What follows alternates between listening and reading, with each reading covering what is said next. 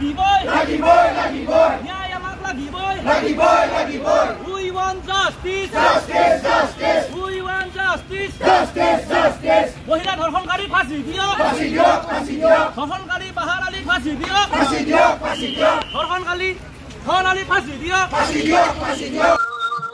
আজি আমি রঙিয়ার মাছ মজিয়াত আমি এটা শোভাযাত্রা ওলাইছো। এই শোভাযাত্রাটো হৈছে যোৱা 3 মেত আমাৰ দুধনৈত আমাৰ এজন মানে জনজাতীয় আমাৰ বড়ো সম্প্ৰদায়ৰ এজন মহিলাক 3জন যে ধৰ্ষণকাৰী ৰাতি তেখেতসকলে নিচাজাতীয় দ্ৰব্য খুৱাই যেতিয়া মানে বিহু আমাৰ ফাংচন চলি আছিলে আৰু সেই ৰাতিৰ সুযোগ লৈ তেখেতসকলে ইটা ভাটাত তেখেতসকলে লৈ যাই পিনে ধৰ্ষণ কৰিছিলে আৰু এই ধৰ্ষণ কৰিয়াৰ নেক্সট দিনাখন অলপমান তৰ্কাতৰ্কি হোৱাত খবৰ ল'বলৈ যোৱাত তেখেতসকলৰ ঘৰত যোৱাত আৰু তেখেতসকলৰ যি ধৰ্ষণকাৰীসকলে আমাৰ যিয়ে খবৰ ল'বলৈ গৈছিল আমাৰ ল'ৰাসকলে তেখেতসকলে খেদি ঘৰৰ মানুহবিলাকে তেখেতসকলক মাৰিছিলে দায়েৰে হানি দিছিলে আৰু এই হানি দিয়াৰ পিছত আমাৰ এজন বড়ো মানুহ তাত মৃত্যু মানে বৰণ কৰিবলগীয়া হ'ল আৰু এই মৃত্যু হোৱাত আমি খুব মৰ্মাহত আমি দুখিত হৈছো। আমাৰ জনজাতীয় মহিলাসকল সুৰক্ষিত নহয়। ইমান এটা ষ্ট্ৰং চৰকাৰ আমাৰ বিজেপি চৰকাৰ এনডিএ চৰকাৰ থকাৰ পিছতো মহিলাৰ ওপৰত অন্যায় অত্যাচাৰ আৰু ধৰ্ষণকাৰী চলি আছে। এই ধৰ্ষণকাৰীৰ ওপৰত ৰোধ কৰিব লাগিব।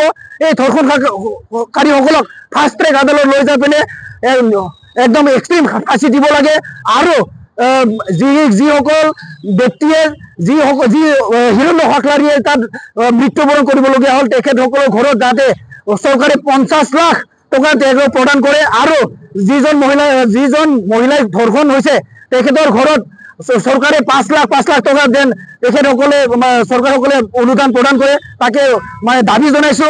আৰু সোনকালে যি হত্যাকাৰী আৰু ধৰ্ষণকাৰী তেখেতসকলক ফাষ্ট ট্ৰেক আদালত লৈ যাই পিনে চৰম শাস্তি মানে ফাঁসি প্ৰদান কৰিবলৈ মই একমাত্ৰ হৈছে শাস্তি হৈছে এইটো ফাঁসি আৰু এই ফাঁসিটো চৰকাৰে অনতি পলমে এইটো যথাযথ ব্যৱস্থা কৰি পিনে এই কালপিতসকলক ধন আলী আৰু বাহাৰ আলী তেখেতসকলক যাতে শাস্তি মানে কি বোলে ন্যায় প্ৰদান কৰে ফাঁসি দিয়ে তাৰ মানে মই দাবী জনাল চৰকাৰৰ ওপৰত। এইখিনিয়ে আজি আমাৰ ৰঙিয়াৰ মাছ মজিয়াত আমি ৰঙিয়া 4টা সংগঠন আমুক ডিস্ট্ৰিক্ট এফসু আমুক ডিস্ট্ৰিক্ট এবিপিও ৰঙিয়া জিলা বড় সাহিত্য আৰ ৰঙিয়া তাগল সবয় যৌথভাৱে আমি ৰঙিয়া এটা প্ৰতিবাদী সংগ্ৰহ লৈছো।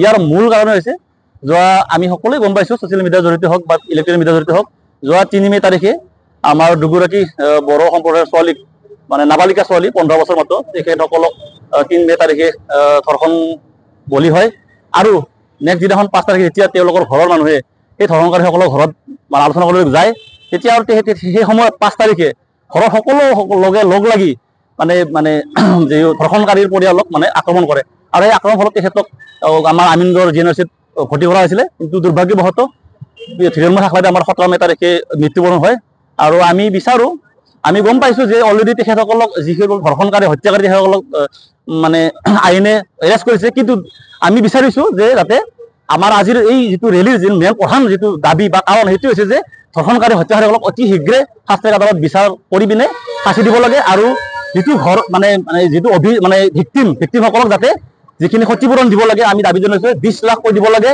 আৰু আমি নট অনলি মানে যিটো গোৱালপাৰা দুধনৈ আমাৰ ৰঙিয়াতো সেনেকুৱা বহুত হয়তো মুখাবিন্দা ভদ্ৰলোক ধৰ্ষণকাৰী বা হত্যাকাৰী লোকে আছে। আমি আজিৰ এই ৰেলীৰ পৰা এটি জনাব বিচাৰিছো যে আমাৰ ৰঙিয়া ৰাইজ বা আমাৰ আজি কলেজৰ পঢ়ি থকা ছাত্ৰ ছাত্ৰীসকলে আমি সজাগ হ'ব লাগে। এই মুখাবিন্দা যি হত্যাকাৰী এই হত্যাসকলক আমি ঘৰৰ পৰা উলিয়াই আনি আমি সমাজত তেওঁলোকক চৰিত্ৰটো আচল চৰিত্ৰ দেখাব লাগে আৰু আমি সবে কোনো জাতি ধৰ্ম নিৰ্বিশেষে কোনো হত্যাকাৰী কোনো ধৰ্ম মানে হত্যাকাৰী বা ধৰ্মকাৰী কোনো জাতি ধৰ্ম নাই।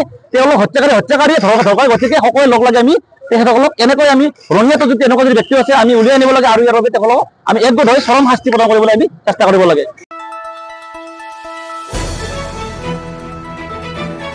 দ্য নিউজলেণ্ডছ অবিৰত তথ্যানুসন্ধান আপোনাৰ সেৱাত খবৰ সন্ধান দ্য নিউজলেণ্ড।